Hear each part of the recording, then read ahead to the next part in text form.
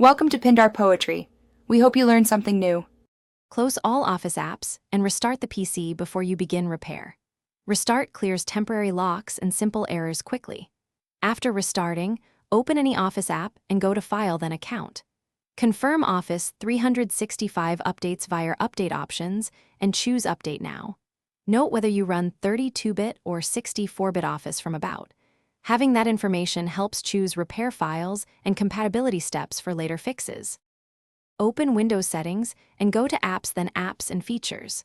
Find Microsoft Office or Microsoft 365 in the list and click Modify. Choose Quick Repair first to resolve common issues without internet. If Quick Repair fails, run Online Repair to reinstall Office components.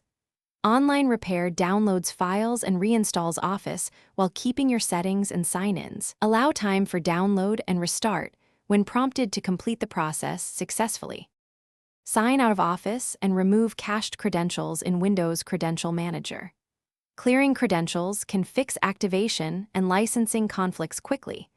Use the Microsoft Support and Recovery Assistant to run automated diagnostics for activation and Outlook issues. If diagnostics recommend, uninstall Office fully from apps, then restart the machine. Reinstall Office by running your Microsoft 365 installer and sign in with your work or school account.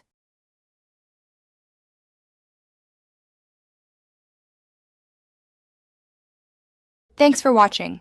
Consider subscribing if we helped you.